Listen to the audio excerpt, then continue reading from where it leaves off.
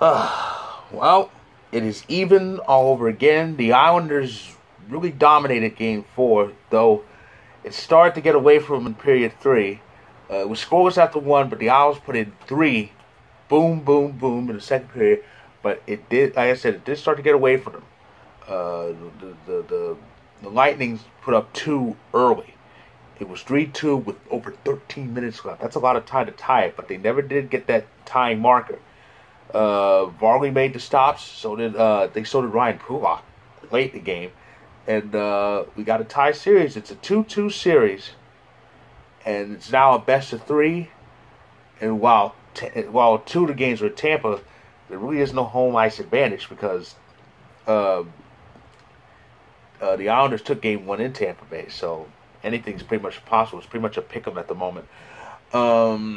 But the Islanders need to win that game. I said this in my video about Game 3 of the other series. The Islanders need to win this game because if they had lost tonight, that'd have been it. That would have been series over. 3-1 down 3-1. You had to win the next 3 and 2 on the road. Even though hockey's a game of possibilities, I don't think the Islanders were going to get out of a 3-1 hole. So they got the win they needed, and now it's 2-2. And of course, they get to go back to Nassau at least one more time. So the Islanders are in it, and I have to talk about Game 7 because I have to. I mean, the Bucks and the Nets. What a game! It was close all the way through. I had the Bucks winning that series overall because I knew Brooklyn wasn't a match for the Bucks. I had the Sixers and the Bucks, the 2 best teams in that Eastern Conference, and the Bucks pulled it out. It ended up going to overtime. And Kevin Durant. Now, I always say what I want about Kevin Durant, and a lot of people do too, as we should. But Kevin really played his ass off, and basketball. What happened with him showed that even basketball can be a game of inches, which is a phrase usually reserved for football. We all saw that shot. It was a 2-pointer. By this much, as the late Don Adams would say, if he had moved his feet about an inch, 1 inch, maybe 1.5 further back, no overtime needed, and Brooklyn advances. But those feet were on that line, like that, game of inches.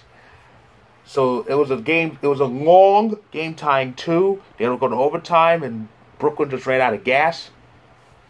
So the Milwaukee Bucks joined the NBA's Final Four. There's still one spot left, even though the Western Conference Final starts tomorrow between the Phoenix Suns and the LA Clippers. Of course, Milwaukee's waiting for their Eastern Conference dance partner. That'll be decided that same night. It'll be Game 7 between the Sixers and the Atlanta Hawks. But as for hockey, as I said, we got a series here between the Bolts and the Isles. And it's a much better outcome after 4 than last year, because last year Tampa did have that that 3-1 series lead, but it's 2-2 now. So what's on store for us tomorrow? Tomorrow is Game 4. Canadiens, Golden Knights, Habs lead 2-1. This is big. This is big.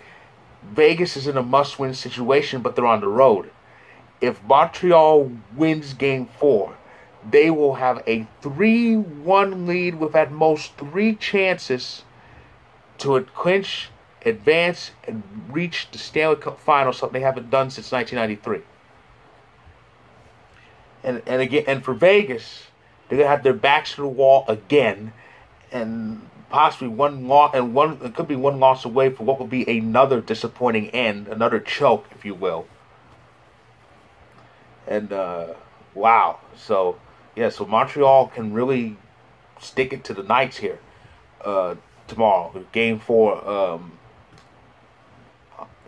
on their home ice. Of course, Monday is Game 5 of the Islanders Lightning series. The scene shifts back to Tampa at Amalie Arena, and it's an important Game 5. The winner will be one win away. So So we'll see how that goes. So anyway, that's my recap of tonight's Game 4. I'll be back tomorrow to recap Game 4 between the Canadiens and Golden Knights. So as always, stay tuned.